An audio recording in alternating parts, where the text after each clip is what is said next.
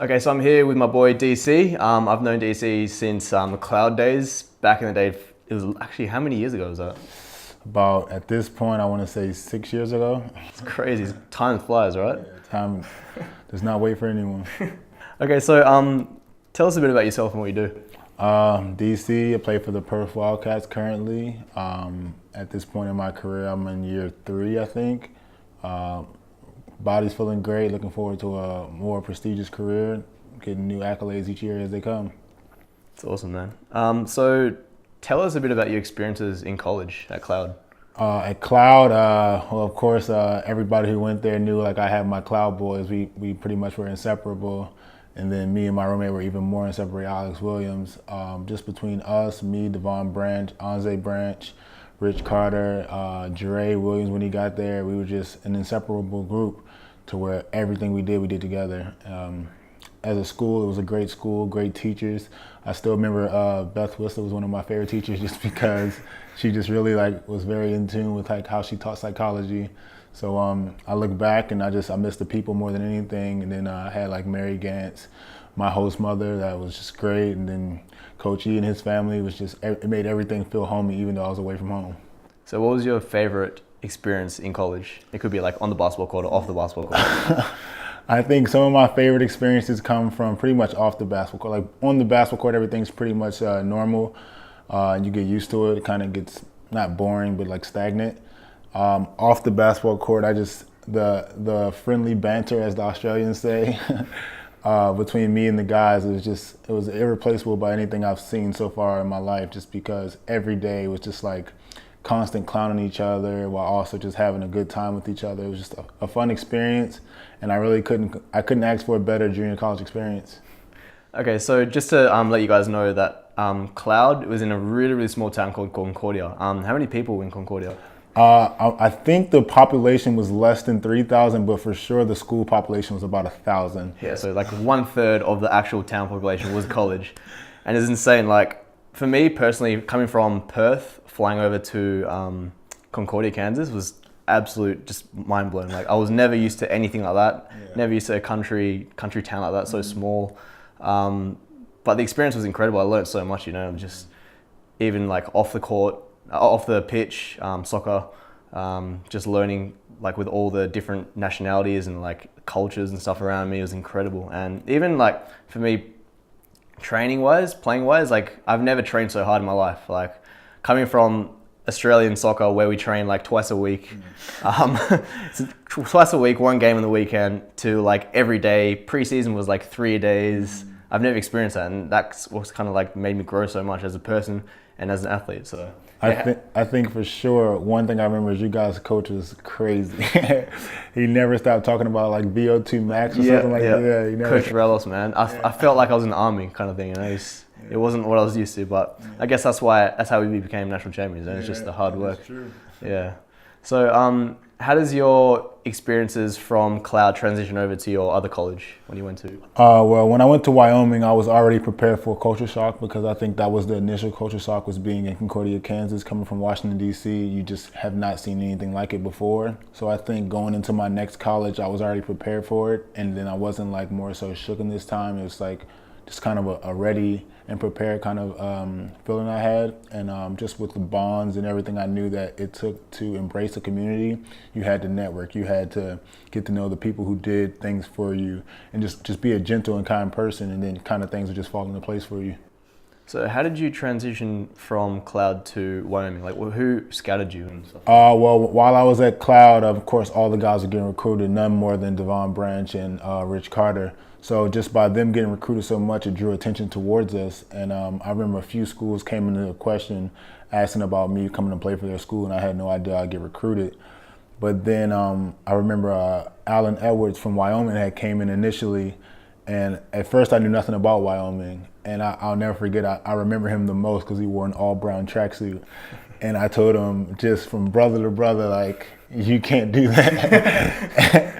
And when I told him that, we had a good laugh about it. And I think from that moment, it kind of made me just kind of want to learn and research more about Wyoming, just because I wanted to see something about this state that I knew very little about beforehand. And once he kind of recruited me, and then Coach Shyatt, or Larry Shyatt, I should say, because his son coaches there too.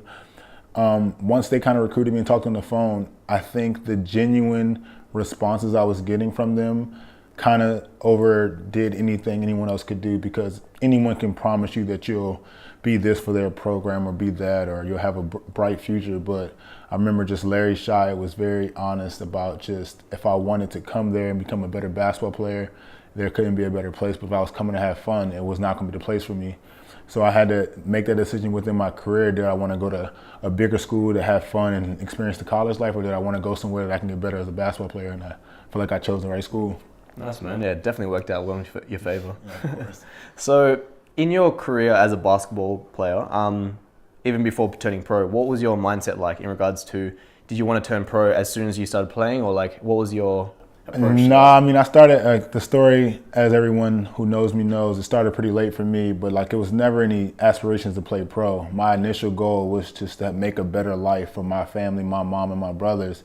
And that was the initial goal, whether that meant getting a degree and kind of pursuing that and then going the long route, or if something else came along to go with that. But what ended up happening was my desire to do that ended up impacting my work ethic towards basketball. So when all the things kind of conjoined, what ended up happening was just I became a better basketball player, and it kept drawing more and more attention. That's awesome, man. So I guess you used that fuel of like family and stuff to kind of push. Big time family oriented person, where it's like my family comes first, so it's God, then family, then everything else. And it's like my family raised me to be a humble person. So the best way I've learned how to be humble over my lifetime is to never give credit to myself, give credit to the people who got me to where I'm at. And I have nothing but family to thank for that. Okay, so tell us a bit about your journey from Wyoming to where you are now. What teams you've gone through? Well, it's been quite the journey since I've left Wyoming, only because there's been a lot of things I could have done better, things I could have done worse. But you kind of try not to live in the past. You can't really dwell in it. But from Wyoming, I remember I graduated. I was double majored. I was a psychology and social science double major. And I remember when I graduated, I had a talk with one of the assistant coaches, Jeremy Shyatt. He just asked me, like, you could go to grad school, but like, is that what you really want to do? And then, like, of course I was getting professional looks just because of my height and my athleticism. But for any kid, it's a tough decision to make to decide to go play overseas. So initially I was saying, like, well, what are my NBA hopefuls?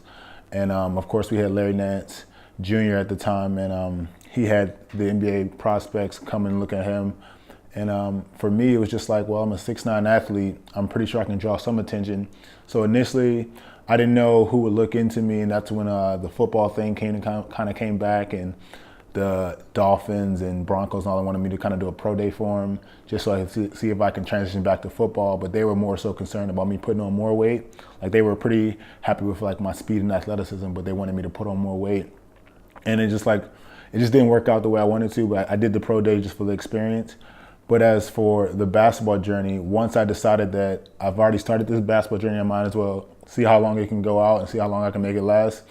I think between the training coach, Rob Watsable at the time, between him and this assistant coaches, we just decided just to go all in. So we started doing extra workouts after the season and then just kind of figuring out what's next. I hired an agent, and I just did pretty much the thing that every professional basketball player does.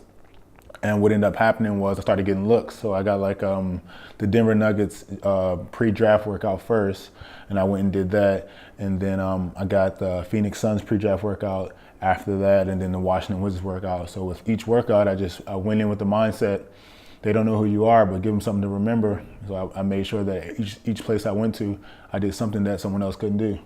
Incredible, man. And then, I guess I didn't continue. I guess I continue from there. So from there, the NBA looks weren't as high. I knew I wasn't going to get drafted, so it's like, all right, well, you got to decide what you do now, because for those who don't know about the professional basketball transition, it's like if you get drafted, that's one way of getting into the NBA. If you get picked up on a summer league roster, that's another way to get in. If you get signed to a training camp, that's another way to get in. All these different ways. But in saying that, other countries have to move on.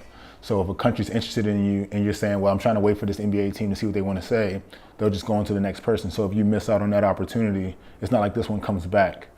So I remember right when I hired an agent, the Phoenix Suns actually were drawing interest, but we didn't know how much.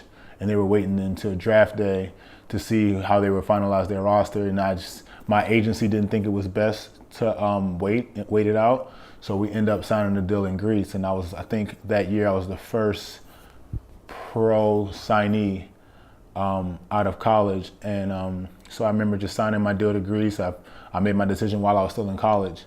And I still had classes to finish. I had a pro contract on the table. And it was a great feeling just to know that I wasn't going to be in need of money or anything like that, which is what every professional athlete thinks about at some point in time in their career. And what ended up happening was I worked out that summer and got ready for Greece. And then right before I go to Greece, I had broke my finger. And of course, this drew some concerns to the team and everything. But when I got there, they couldn't play me right away. So it ended up, me and the team didn't work out as well. So I was there for about 3 months, but playing on a broken finger on my dominant hand, it made it kind of tough to do things. So we just agreed to a release, and I came back to the States and was able to get into the D-League with the Bakersfield Jam, who was affiliated with the Phoenix Suns because they were already drawing interest.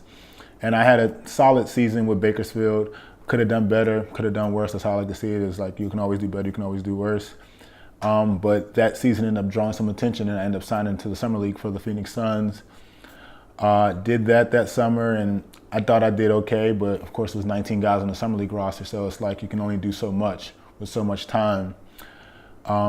We ended up making it to I think the semifinals of the Summer League playoffs, and we lost, but the coaches were pretty happy with all the guys, and they said, hey, if you guys ever want to work out, just let us know. We'll be in Phoenix. So the fun part of my story is that most people don't know, at that point, I had no idea what I was doing because I already did Greece, I already did Bakersfield. I had to decide this second summer out if I wanted to continue to pursue NBA goals or if I wanted to just go back overseas. And I remember all my agencies and all my close mentors and stuff were telling me to go sign overseas. And everyone's like, go sign, go sign. And I was just like, I made that mistake my first year. I'm going to ride this one out. So I went to Phoenix with probably, I'm going to say, I think $200 in my bank account. And I had a friend luckily there that let me stay with him and was able to stay there while I was working out with the Phoenix Suns. And at this point, I was just working out with them, thought nothing of it. But I was working so hard that Earl, the coach at the time, and the assistant coach decided that this kid's put in the work, we want to sign him. And they signed me to the preseason training camp. And I thought that was a blessing in itself because now I was on the NBA roster after everyone telling me I couldn't make it to this point. And that's where the phase 2 of my career happened. Did that for about, I think that was 2.5 months maybe. And then they came to their finalized roster and decided to go with Derek Jones, one of my close friends, which is completely fine with me, but it just added to the story. So I went back with the D-League team and spent the entire season with them, had a better season than my initial season, but still could have done better. And I think over that year was just a big time humbling experience just because I'm now in year 2 in, and this is when I'm in year 2 after doing 4 or 5 years in college. So the age is coming into a factor to where you gotta decide. The NBA wants youth and potential. And at the time I was 25, so I'm like, I can try to do this again next year, but then because the D-League doesn't pay much money. So I ended up deciding that I wanted to pursue my career elsewhere and then maybe come back to the NBA later. So that's when I told my agency we'll start shopping for teams, and this was last summer. We shopped for the different teams, and I think towards the end of the summer I was in Denver training, but I got a call that a team in Australia was interested, and I had already knew a little bit about Australia from my time at Cloud, and then I had Nathan Sobey, who plays for the Adelaide 36ers. I had him at Wyoming, who always told me good things about Australia. And then, ironically, I had a teammate on my team last year who played in Australia for Sydney. And he's like, it's a great league. If you go there and produce, anything's possible. That on top of the NBA talent they produce within their country, or within the country, I should say, being here within the country, it just makes it a place you want to be just so that you're not taking a step backwards. You're definitely taking a step forward. And I came here and I've had nothing but love for this place just because it's humbled me more than I've ever been before, just because it's taught me how to have an inner peace, how to relax and take life easier, because here life is just so relaxing and so chill that you can't really pick a better lifestyle than you can here. Okay, so what would be the top 3 things that you've taken away from transitioning from being a college player to a professional athlete?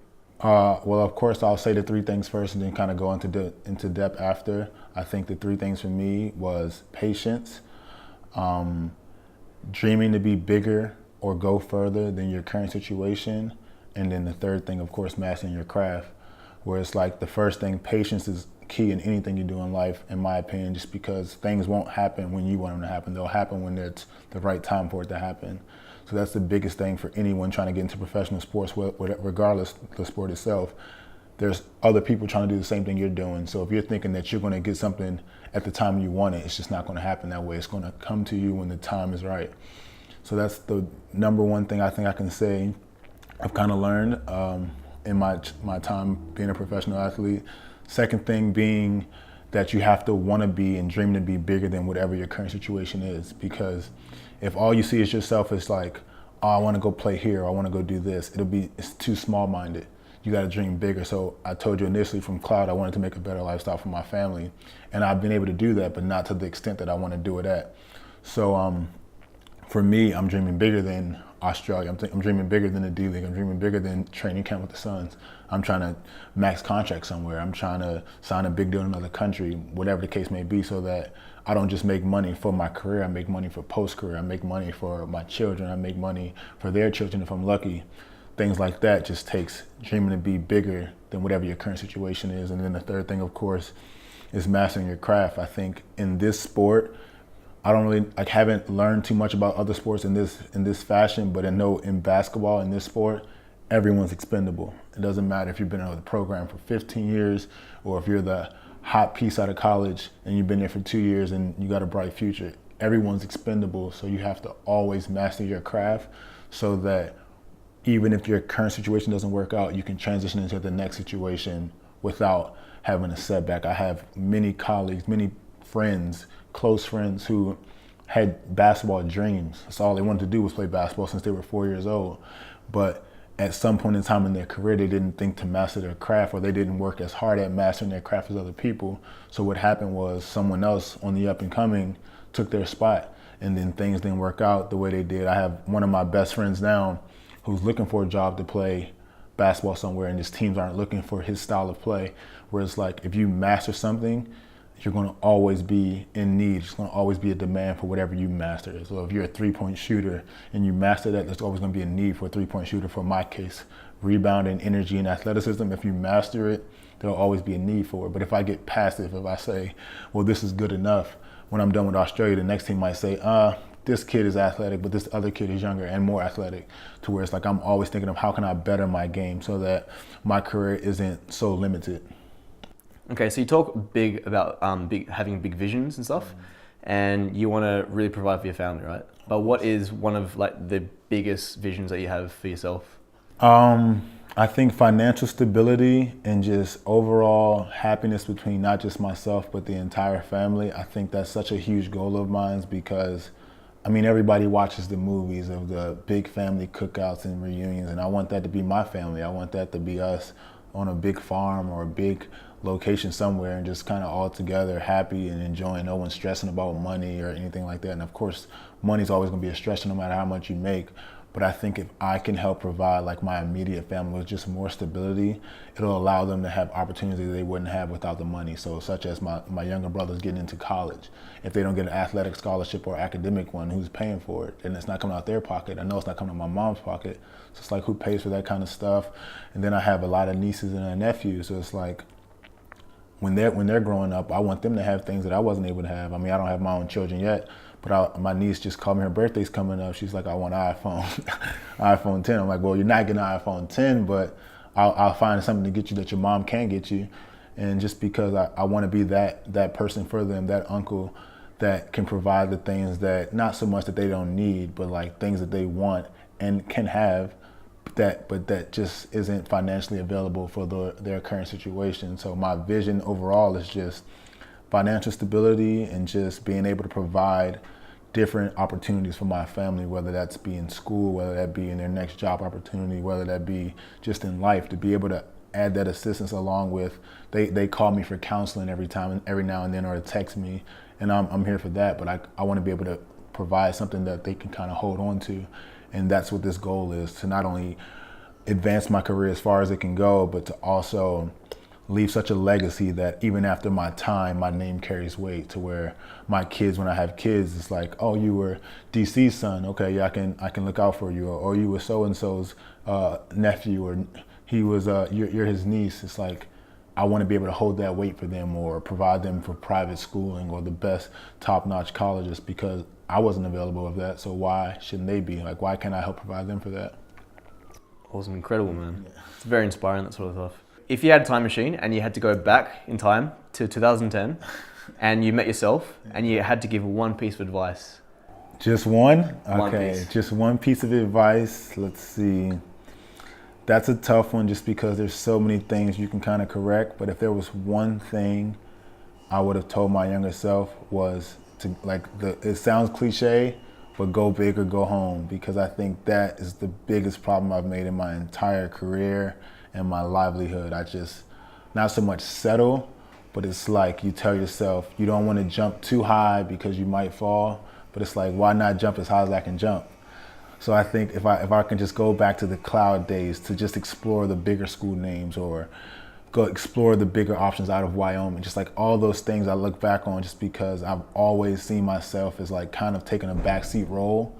So I was on a team where there was other guys that were like the best players, and it's like I just accepted that instead of saying, oh, you're the best player now, but you're not going to be the best player when I'm finished. But like I just never gathered that mindset until recently, to where it's like my mindset now is that if you cross the lines and you're against me, I have to be better than you. I don't care if you're my best friend. I don't care if my mother birthed you. It's like I have to be the best player. I have to be the better player, whatever the situation may be. And I take that mindset now. And other than that, I can't really say it's advice, but to just enjoy the process, because I think that's the most stressful part of any athlete, student, collegiate, whatever, is that they don't enjoy it. They kind of see end goal and think it's either impossible or too easy, but they don't actually take time to enjoy it, because when it's done, it's done. You can't actually have a time machine and you can't actually go back. So it's like, why not enjoy it? Go hang out with your friends, go get some extra shots up at the gym, do whatever you think you need to do to enjoy the process more, and then you won't have any regrets. Perfect piece of advice, man. Okay, so how can these people out here that are watching find you on social media? What's your social media? D Cooke Jr., pretty simple, DCOOKEJR. I think that's on all the social media accounts. And I'm pretty active on there, so if someone was to message me or ask a question, I have no problem answering. Perfect, man. Do you want to give a shout out to any of the Cloud Boys or anything like that? Of course, give a shout out to my Cloud Boys and my Wyoming boys, 624 boys. Like I couldn't have got here without them. And then even in Prescott Valley with my friend circle that we call it Familia. But in those three places, I think I've found a circle of friends that are lifelong, and that's what this game is about. It's not about the baskets you make and miss. It's about the friends you make that'll never disappear. Awesome, man. Thank you so much, man. I really appreciate it, man. Thank you.